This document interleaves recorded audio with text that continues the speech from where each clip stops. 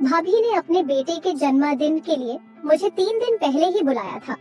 उसकी शादी को 5 साल हो चुके थे और उसके बेटे का पहला जन्मदिन था, जिसे वह बड़े धूमधाम से मनाने वाली थी। उसने खास मुझे फोन करके बुलाया था और बहुत रिक्वेस्ट किया था। जन्मदिन वाले दिन मैं तैयार होकर भाभी के घर पहुंची। डेकोरेशन हॉल में जाते ही भाई ने मुझे गले से लगा लिया। मैंने उनसे भाभी के बारे में पूछा तो उन्होंने कहा कि रोहन बहुत रो रहा था, इसलिए दीप्ति उसे दूध पिलाने के लिए अंदर गई है। लगभग 1 घंटे में जन्मदिन की पार्टी शुरू होने वाली थी। मैंने भाई को कई दिनों के बाद देखा था। जन्मदिन के बाद जब मैं बाकी मेहमानों की तरह अपने घर जाने लगी तो भाभी ने मुझे रोक लिया। उसने कहा कि सुबह तक सभी मेहमान चले जाएंगे और फिर हम दोनों बाहर घूमने चलेंगे। उसने मुझे रुकने के लिए कहा। मैं भी घर में रहकर बहुत बोर हो चुकी थी, इसलिए मैंने रुकने का फैसला किया। मेरे माता पिता भी मुझे वहां ठहरने की अनुमति दे दी। अगले दिन सभी मेहमान चले गए और फिर भाभी और मैंने समय साथ बिताने का मजा लिया। मुझे घर में एक अलग कमरा दिया गया था और वहां आए हुए 3 दिन हो चुके थे। आने के बाद से ही मैं देख रही थी कि रोहन ने भाभी को बहुत परेशान कर रखा था। भैया और भाभी को एक दूसरे के साथ समय बिताने का मौका भी नहीं मिल रहा था। इसीलिए एक दिन मैंने भाभी से कहा कि अब रोहन 2 साल का हो गया है और उसे माँ की इतनी जरूरत नहीं होगी। आप उसे एक दिन मेरे पास छोड़ दो और आप दोनों बाहर घूमने चले जाओ। भाभी ने कहा कि रोहन मेरे पास नहीं रहेगा। मैंने उसे वादा किया कि मैं रोहन की अच्छी तरह से देखभाल करूंगी। फिर मुझ पर भरोसा करके भाभी अगले दिन भैया के साथ बाहर चली गई। उस दिन रोहन पूरे दिन मेरे पास था। मैंने उसे बहुत अच्छे से खिलाया और खाना बना दिया। वह मेरे पास बहुत खुश होकर रहा। शाम को 9 बजे भाभी घर लौटी और रोहन को मेरे पास खेलते हैरान रह गई। फिर भाभी ने कहा कि वह अपने माता पिता के पास भी इतने शांति से नहीं रहता। रोहन वास्तव में मेरे साथ बहुत खुश था। रात को सोते समय वह जिद करने लगा कि मैं उसके पास ही सोऊं। उसकी जिद के कारण मैं भाभी के कमरे में सो गई और भाभी मेरे कमरे में सो गए। आधी रात को अचानक मुझे अपने शरीर पर किसी का हाथ महसूस हुआ। पहले तो मुझे लगा कि वह रोहन होगा, लेकिन धीरे धीरे मुझे समझ में आया कि यह किसी बड़े आदमी का हाथ है। जब मैंने उठकर देखा तो सामने भाई खड़े थे। आधी रात को वे मेरे शरीर पर हाथ क्यों फेर रहे थे, यह मुझे समझ में नहीं आ रहा था। मैंने उनसे पूछा कि क्या हुआ। तब उन्होंने मुझसे माफी मांगी और अपने कमरे में चले गए। अगले दिन भी ऐसा ही कुछ हुआ। भाई मेरे शरीर पर हाथ फेरने लगे। आज तो उनका स्पर्श ऐसी जगह पर हुआ जिससे मैं सहम सी गई थी और उनके कमरे से बाहर चली गई। भाभी गहरी नींद में थी, इसलिए उसे भैया की हरकतें समझ में नहीं आ रही थी। जैसे ही मैं उनके कमरे से बाहर आई, भाई भी मेरे पीछे आ गए। मैंने उनसे कुछ कहने की कोशिश की, तभी उन्होंने कहा कि सॉरी आरती, मैंने तुम्हें दीप्ति समझ लिया। रात के अंधेरे में उनसे गलती हो गई होगी, इसलिए मैंने उन्हें माफ कर दिया और फिर से अपने कमरे में सोने चली गई। कुछ दिन बीत गए और रोहन मेरे साथ बहुत घुल मिल गया। एक दिन सुबह नाश्ते के समय मैंने भाभी से कहा कि अब मुझे घर जाना चाहिए। भाभी ने कहा, आरती प्लीज मेरे लिए कुछ दिन और रुक जाओ। मुझे 1 महीने का एक कुकिंग कोर्स ज्वाइन करना है। अब रोहन तुम्हारे साथ अच्छा घुल मिल गया है, इसलिए मैं तुम्हें बता रही हूँ। तुम उसकी देखभाल करोगी तो मैं निश्चिंत होकर अपना कोर्स पूरा कर सकूंगी। पिछले 3-4 महीनों से मैं यह कोर्स करना चाहती थी, लेकिन रोहन किसी के पास भी नहीं रहना चाहता था। अब जब तुम यहाँ हो तो मैं अपना कोर्स आराम से कर सकती हूँ। कुछ ही दिनों की बात है, दोपहर में 2 घंटे का मेरा क्लास होगा। भाभी मुझसे विनती करने लगी। तभी भैया बोले, आरती तुम दीप्ति को अपनी दोस्त कहती हो तो अपनी भाभी के लिए कुछ दिन और रुक नहीं सकती। उनका आग्रह बढ़ता जा रहा था, इसलिए मैंने वहाँ रुकने का फैसला किया। मैंने उन दोनों को हाँ कहा। फिर भाई ऑफिस के लिए निकल गए। उनके जाते ही भाभी ने मुझे गले लगा लिया और धन्यवाद किया।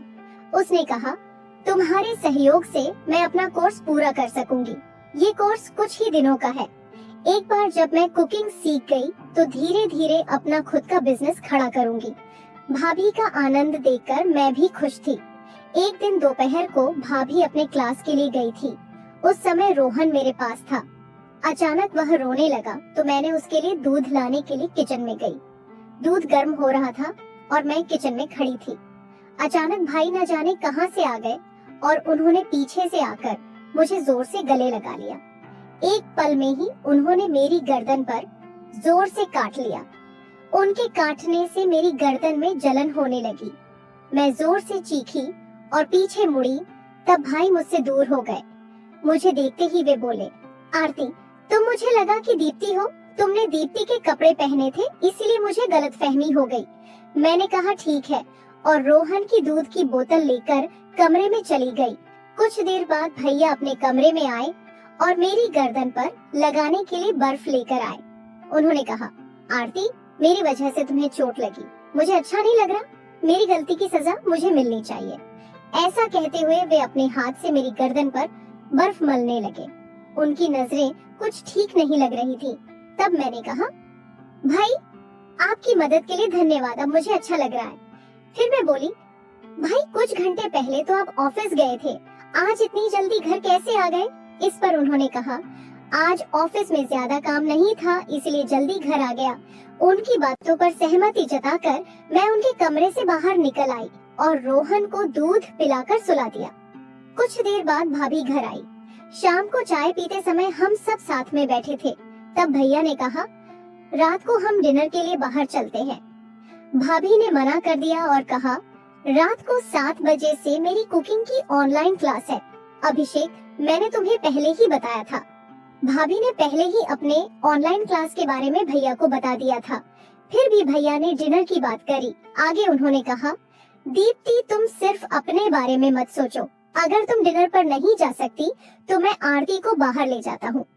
वह पिछले कुछ दिनों से हमारे लिए कितना कुछ कर रही है। उसके आने के बाद से वह घर में ही है, उसे भी कभी बाहर जाना चाहिए।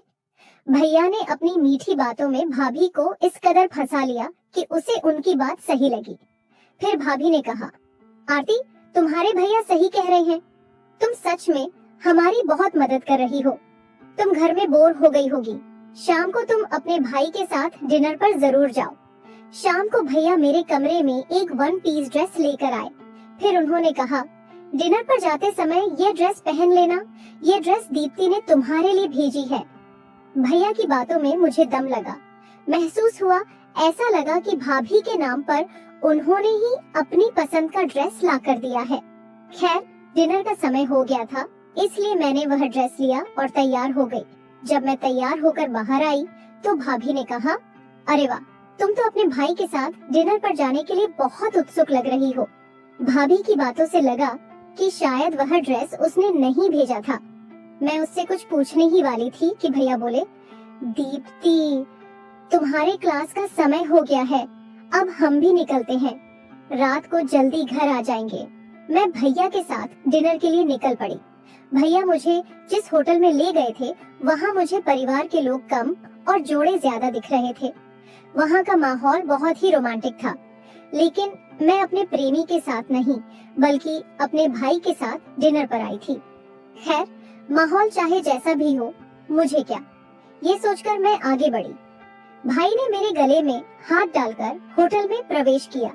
डिनर करते समय भी वे बार बार मेरे खुली टांगों पर हाथ रख रहे थे। मैं जितनी बार उनसे दूर सरकती, वे उतनी बार मेरे पास आ जाते थे। जल्दी से जल्दी डिनर खत्म करके हम घर पहुँचे। फिर रात को भाभी के कमरे में सोने के लिए मैंने मना कर दिया। उस रात मुझे ऐसा लगा कि मेरी वजह से भाभी और भैया को एक दूसरे के साथ समय बिताने का मौका नहीं मिल रहा। रात को मैंने भाभी के सामने भैया से कहा, आज आप अपने कमरे में सो जाइए, मेरी वजह से आप दोनों के बीच दूरी नहीं होनी चाहिए। इस पर भैया ने कहा, हमें साथ सोने की कोई जरूरत नहीं है। इतना कहकर वे दूसरे कमरे में चले गए। भैया का व्यवहार और बातें यह बता रही थीं कि उन्हें अपनी पत्नी में कोई दिलचस्पी नहीं है। भैया के जाने के बाद मैं भाभी के कमरे में गई। भाभी का चेहरा उदास दिख रहा था। मैंने उससे पूछा, भाभी, क्या तुम्हारे और भैया के बीच सब कुछ ठीक है? भैया तुम्हें पहले जैसा प्यार करते हैं ना? इस पर भाभी ने कहा, हाँ, सब ठीक है। डिलीवरी के बाद से मेरी सेहत काफी बिगड़ गई है और वजन भी बढ़ गया है। तभी से तुम्हारे भैया मुझसे थोड़ा दूर रहने लगे हैं, लेकिन मैं जल्दी ही अपने लिए और उनके लिए भी दुबली हो जाऊंगी। फिर उसने मुझसे पूछा, तुम अब तक शादी क्यों नहीं की? तुम्हारी उम्र अब 25 साल हो गई है, अब तुम्हें शादी कर लेनी चाहिए। इस पर मैंने कहा, मुझे मंगल दोष है। माता पिता कहते हैं कि मंगल दोष वाली लड़की की शादी मंगल दोष वाले लड़के से ही होनी चाहिए। मैं 25 साल की हो गई हूँ, लेकिन अभी तक मुझे मेरा परफेक्ट जीवन साथी नहीं मिला है, इसीलिए मैं अभी तक सिंगल हूँ। फिर भाभी ने कहा, तुम्हारी तरह खूबसूरत और सुडौल शरीर वाली लड़की पर किसी भी आदमी की बुरी नजर पड़ सकती है। तुम पुरुषों से थोड़ा संभल कर रहना। बातों बातों में हम सो गए। अगले दिन भाभी अपने क्लास के लिए गई। उस समय रोहन मेरे साथ खेल रहा था। खेलते खेलते वह सो गया और मैं भी उसके पास सो गई। कुछ समय बाद रोहन नींद में रोने लगा और मुझे अपनी माँ समझने लगा। रोहन रो रहा था, तभी मैंने भाभी को कॉल लगाई, लेकिन वह कुकिंग क्लास में थी, इसलिए फोन नहीं उठा सकी। आज रोहन मुझे अपनी माँ समझ रहा था। उसे चुप कराने के लिए मैंने उसे दूध की बोतल दी, लेकिन वह दूध पीने को तैयार नहीं था। काफी समय गुजर गया, लेकिन उसका रोना बंद नहीं हुआ। आखिरकार मैंने उसे अपनी गोद में लिया और उसे दिलासा दिया। मैंने उसे अपनी छाती से लगाया ताकि उसे माँ की तरह महसूस हो। भाभी को घर आने में 2 घंटे थे और मुझे रोहन को इतने समय तक रोता हुआ ठीक नहीं लगा, इसलिए मैंने कुछ समय के लिए रोहन की माँ की भूमिका निभाने का नाटक किया। मैंने उसे अपनी छाती से लगाया और उसे दिलासा दिया और कुछ समय बाद मैं भी सो गई। अचानक मेरी नींद खुली तो मैंने देखा कि भैया मेरे सामने खड़े थे। वे कमरे में कब आए और मुझे कब से देख रहे थे मुझे नहीं पता। भैया की नजर मुझे ठीक नहीं लगी। रोहन को शांत करने के लिए मैंने उसे अपनी छाती से लगाया था, लेकिन बाद में मैं अपने कपड़े ठीक करना भूल गई थी और वैसे ही सो गई थी।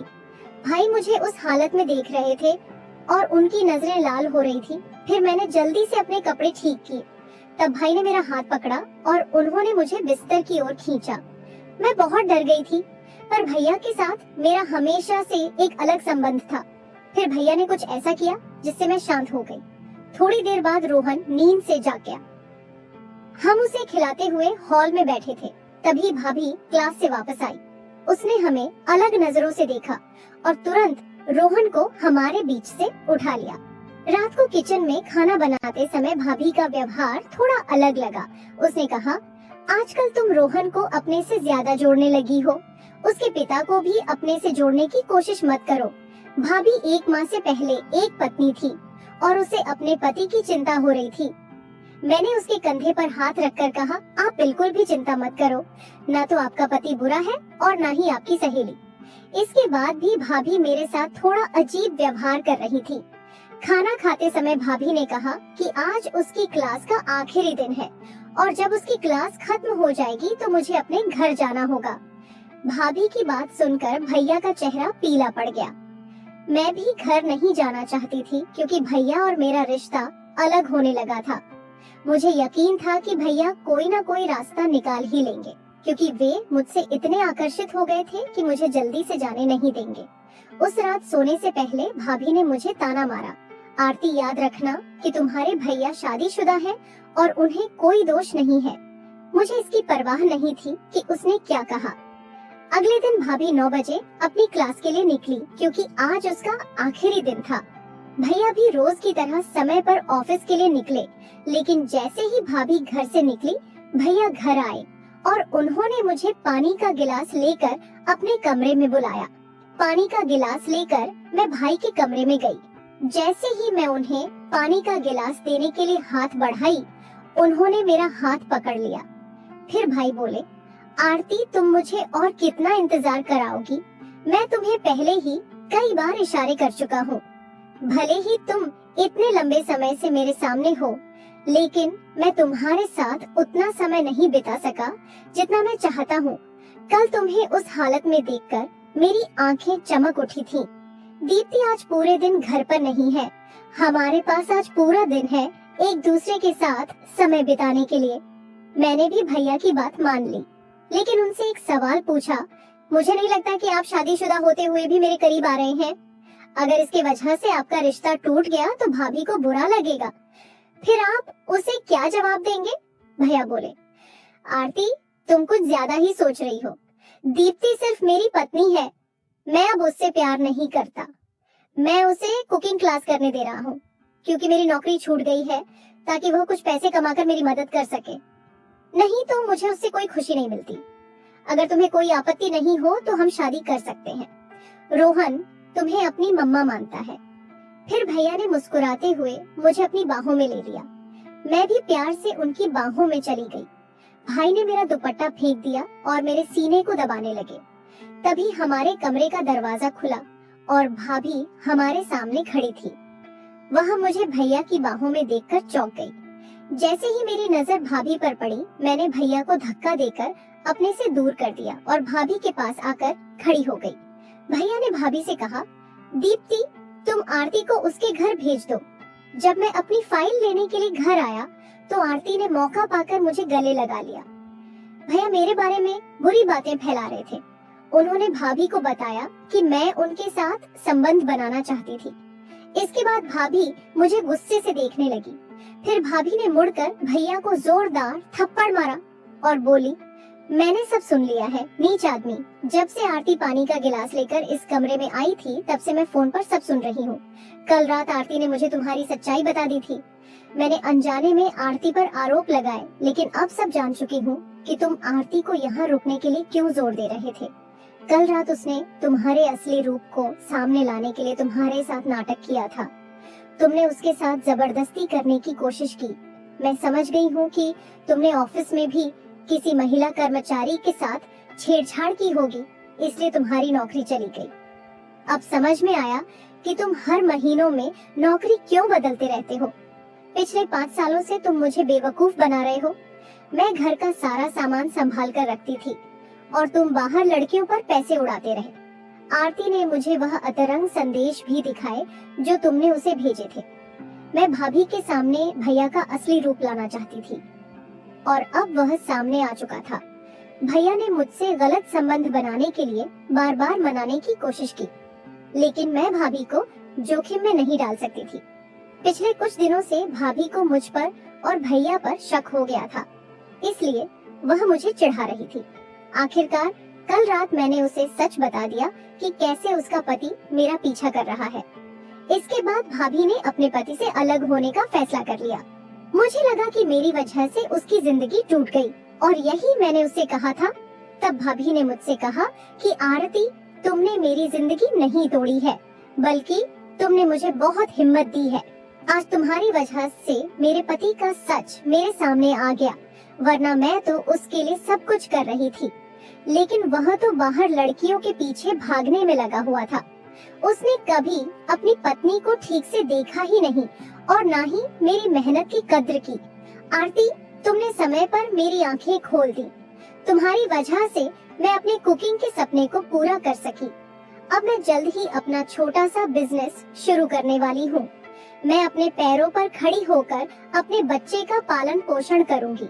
मुझे अपने जीवन में धमकी देने वाले लोगों की जरूरत नहीं है। भाभी ने मुझे धन्यवाद दिया और कहा कि नकली रिश्ते से बाहर निकलने में मैंने उसकी बहुत मदद की। अब भाभी केवल एक माँ है और तरह तरह के केक बनाकर और ऑर्डर लेकर अच्छा पैसा कमा रही है। वह अपना और अपने बेटे का अच्छे से भरण पोषण कर रही है। भाभी आज एक स्वतंत्र महिला के रूप में जी रही है। तो दोस्तों, अगर आपको वीडियो अच्छी लगी हो तो चैनल को सब्सक्राइब जरूर कर देना। धन्यवाद।